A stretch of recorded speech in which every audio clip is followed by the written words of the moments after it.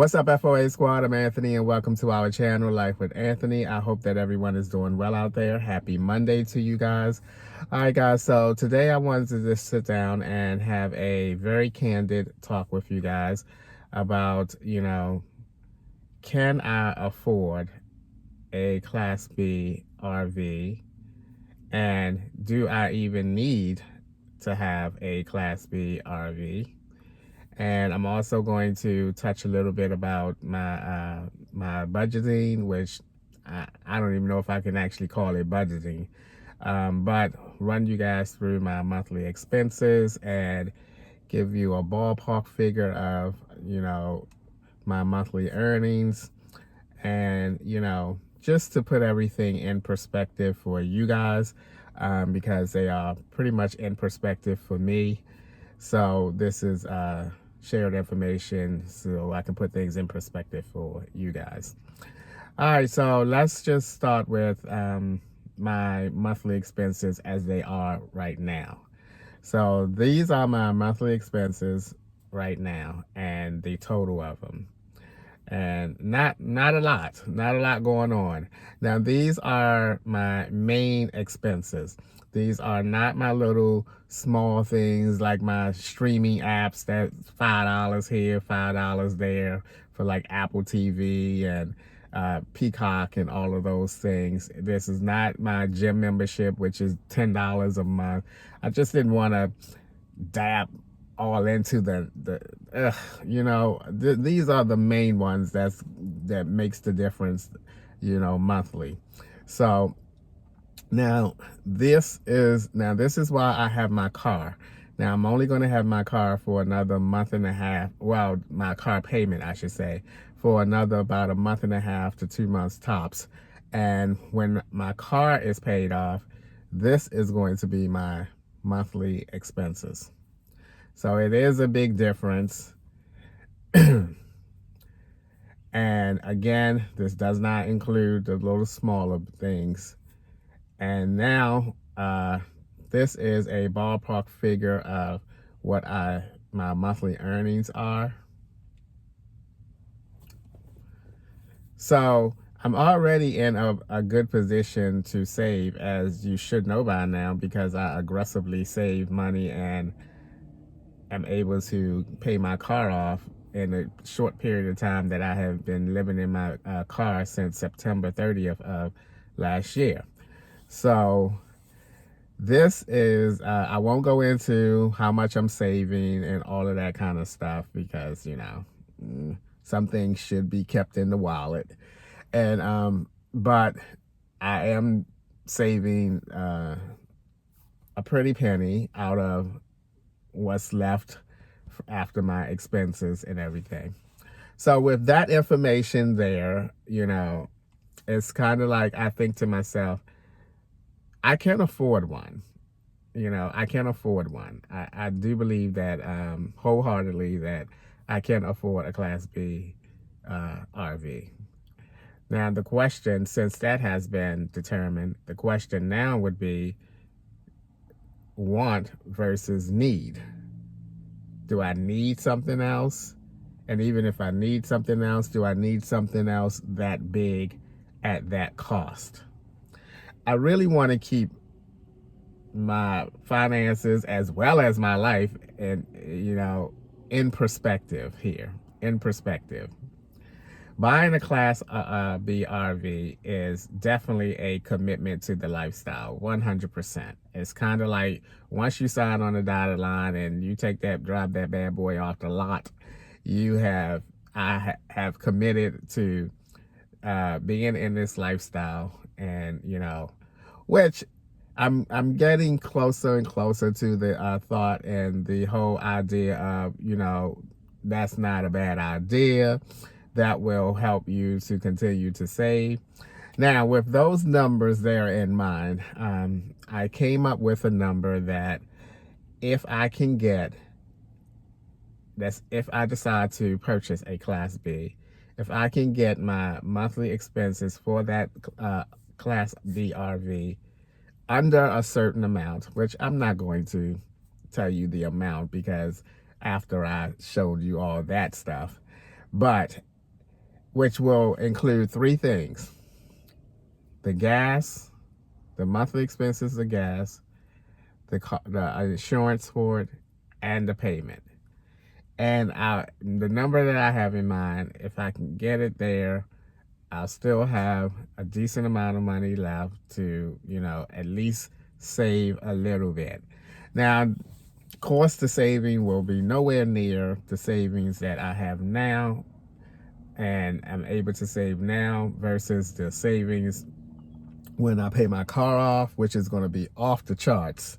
It's going to be off the charts once my car is paid off, and you saw what my monthly expenses are going to be once this car is paid off. So that is going to make a huge difference in the monthly savings.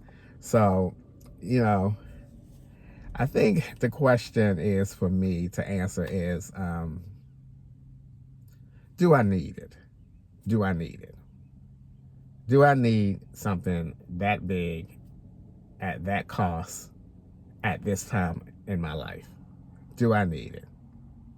Is my current situation, this car, is it to a point where I don't want to live this lifestyle in this particular vehicle? And the answer to that for me is no. I'm not to that point of I'm ready to get out of this car. I can't live in this car anymore. So basically what I am deciding to do is to continue to think about the idea of a Class B RV. But the first and foremost thing that's on my mind right now is to get my car paid off, because I don't want to rob myself of that accomplishment. I mean, making small sacrifices by moving into my car so that my two main goals originally was to increase my savings account and to get my car paid off. Now, getting the car paid off became a priority. It wasn't a priority. It became a priority. Then I made it a priority, and I stuck with it and aggressively got the car down to, guess how much I owe on my car now?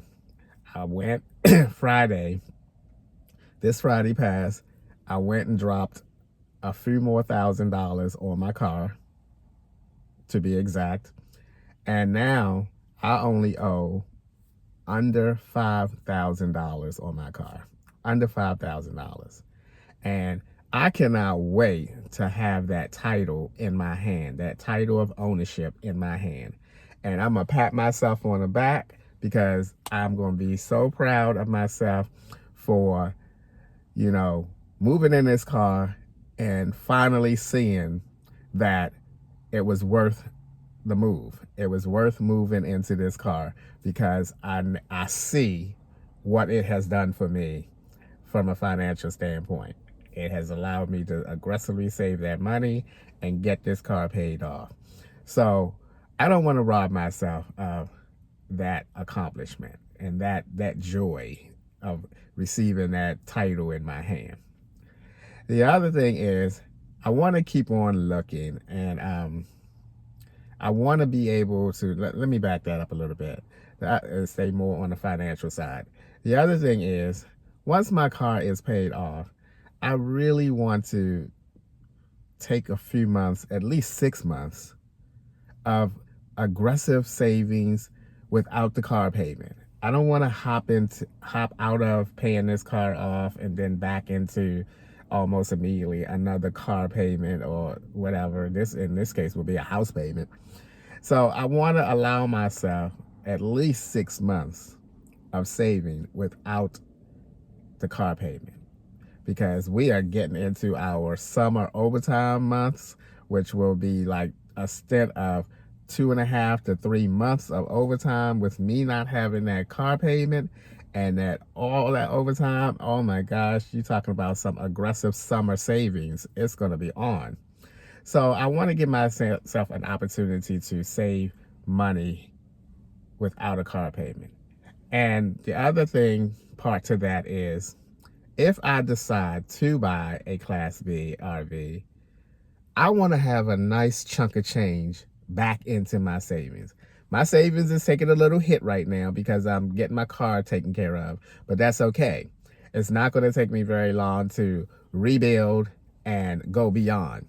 Now, I will say this, that even when my car gets paid off in the next month or a half or so, I still will have a decent amount of thousands of dollars left in my account. I'm not going for broke just to get my car paid off. So I just want to make that point out to you guys. I still am going to have a decent amount of money left in my savings account. You know, that's why I'm just doing it like I am. Otherwise, I could have just went ahead and paid the whole car off 2 weeks ago. So I will still be in a halfway decent shape. But I want to allow myself that time to save some more money, rebuild. So if I decide, you know, a few months down the line to go ahead and get a Class B, I will have a nice chunk of change. Now, it would be great if I decide to get a Class B after I reach my financial goal. And that would be good, you know, because I will feel much better, much comfortable making that type of purchase for that type of money if I had money there. You know what I mean? So I'm trying to really strategically plan everything out so that if I make a big decision, I will still be in a good financial place. Even though now with the Class B RV, it's going to be taking up a great deal of my money. But I also think that, you know, it would just be so nice to have one of those. Oh my goodness. It would be so nice to have one of those. It would be. Now let's talk about what I think is the elephant of the whole conversation, the elephant in the room of the whole conversation, is the time that it would take for that to be paid off.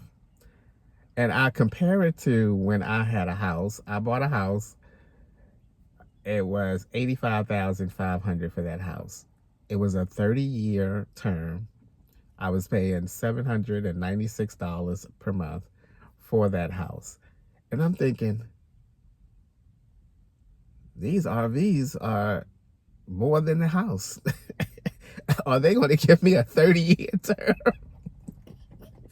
I don't want no damn 30-year term on a Class B RV. You know what I mean? That's something that I think about too. Now, granted, there are a lot of people out there that don't pay their house off. They don't pay their house off. They don't get a chance to pay their house off for whatever reason, whatever circumstances. Not everybody that buys a house pays the house off. You know, it's a different story. You never own your house. You never own it. Like Melissa said, you never own a house, but at least with a Class B RV, if you can get that taken care of, it will be yours 100%. But that, you know, because y'all remember back, a few back, I talked a lot about how much time I have and I want to get this done before this time and all of that stuff. And to go into a situation like that, oh my God, I don't even think if I double it up, which I probably will not be able to double it up because the RV payment probably be like $800 a month. You know, I won't be doubling that up. You know what I mean? But it's also an investment. You know, it's an investment. And I think for me, I don't know. This is a really, really tough choice for me. And the other thing is, the other end of the spectrum is I can still upgrade. I don't have to upgrade to a Class B. I don't have to spend $80,000, $90,000 to upgrade. I can still upgrade. I can upgrade with a Dodge low roof. I can see how much a low roof costs, and I can just go ahead and slowly build it out on my own. You know, that's definitely not out of the question. I can still go along with my Ford Transit Connect idea or my ProMaster City idea. You know, I can still upgrade from this vehicle. I don't have to go from this vehicle to the top-notch choice, you know. So it's still those middle ground selections that I can also consider, you know. So, you know, not deciding not to choose buy a Class B RV is not the set in stone that I'm just going to keep this car.